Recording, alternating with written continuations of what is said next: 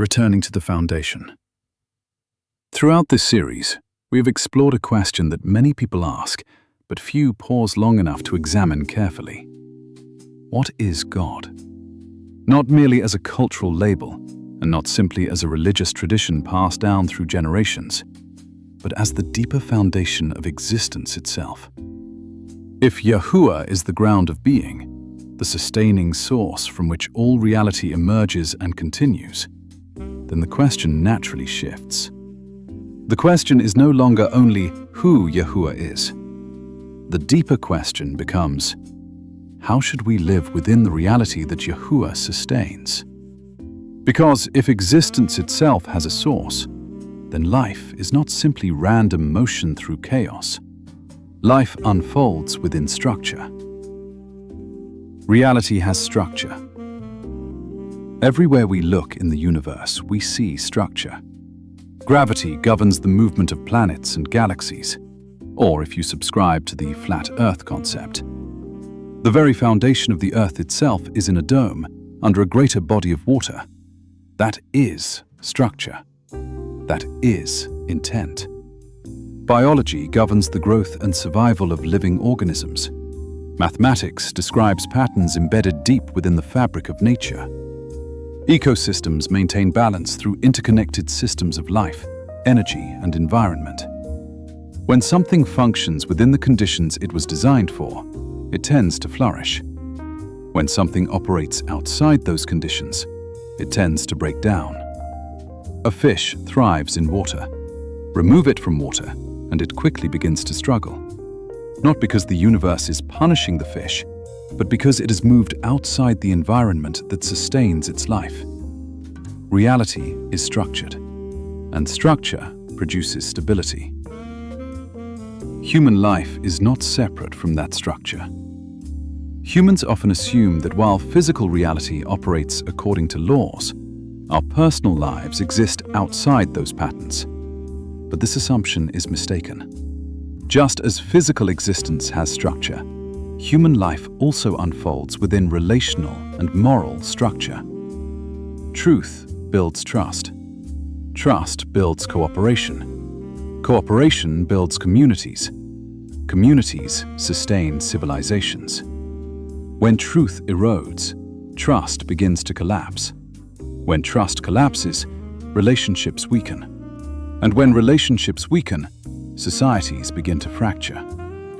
History repeatedly demonstrates this pattern. Civilizations rise when integrity, order, and responsibility are maintained.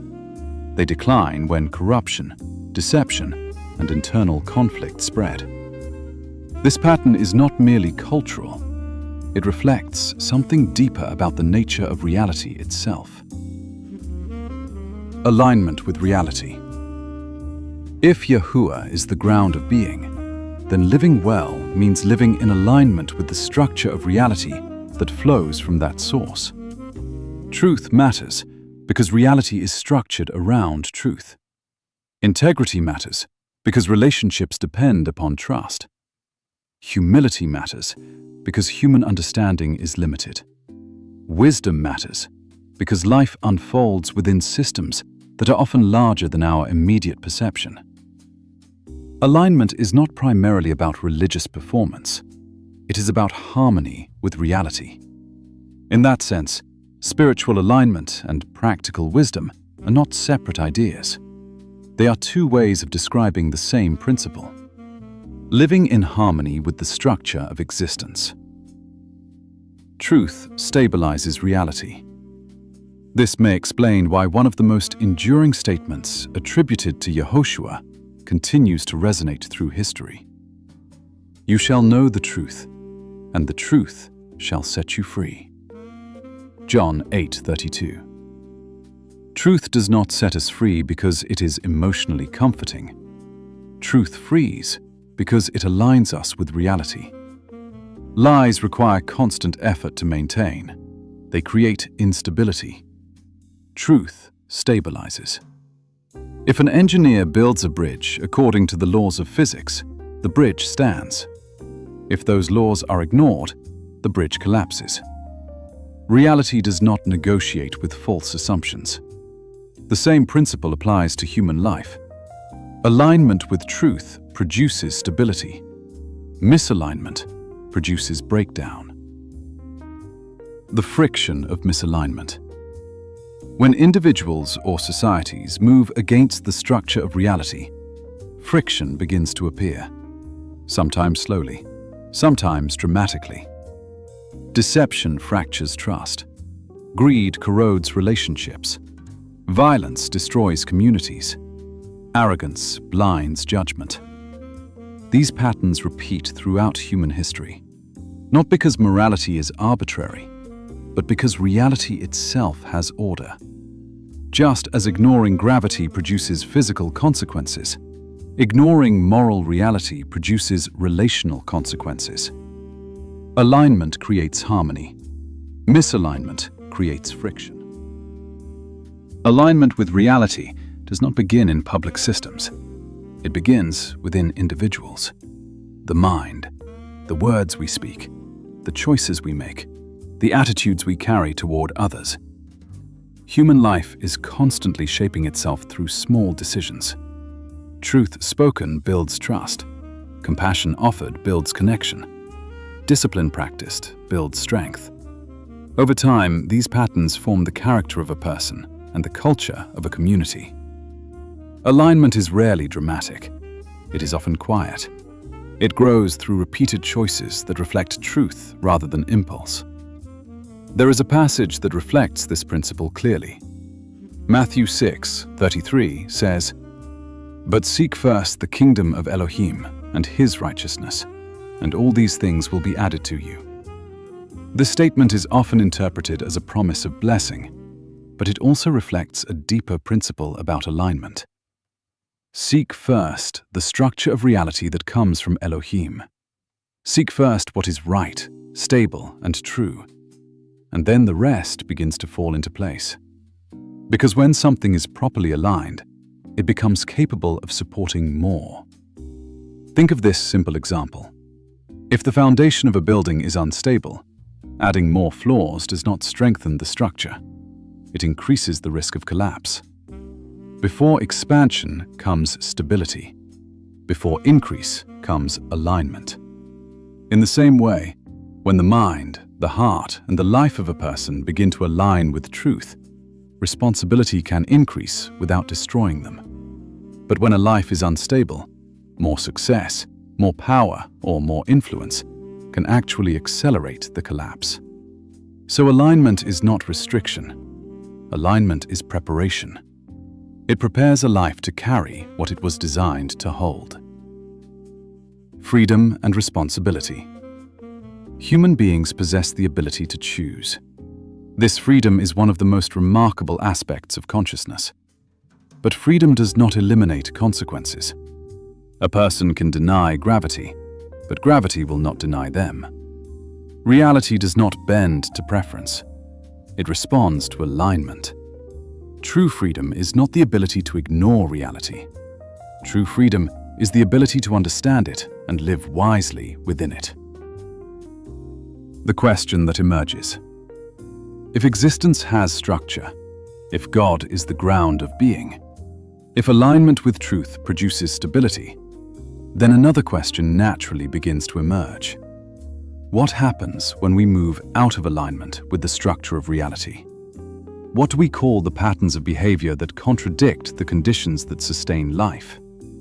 Across centuries, many traditions have used a single word to describe this condition: sin. But if we reduce that word to mere rule-breaking, we miss its deeper meaning. Because if sin represents misalignment with the structure of existence itself, then the concept becomes far more profound than simple moral failure.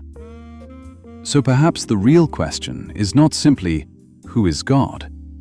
The deeper question may be, how do we live within the reality that God sustains?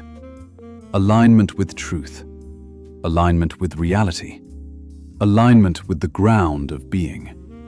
Because when life aligns with truth, stability grows, clarity grows, wisdom grows, and the capacity to carry greater responsibility grows as well. As we saw earlier, Alignment always comes before increase. Structure precedes expansion. Because if a structure is unstable, adding more weight does not strengthen it. It exposes its weakness. The same is true of human life. When the inner foundation is fractured, more influence, more opportunity, or more power often multiplies the instability. But when the foundation is aligned with truth, life becomes capable of carrying more without collapsing. And if alignment with reality produces stability, then misalignment must produce something else. Which leads us to the next question.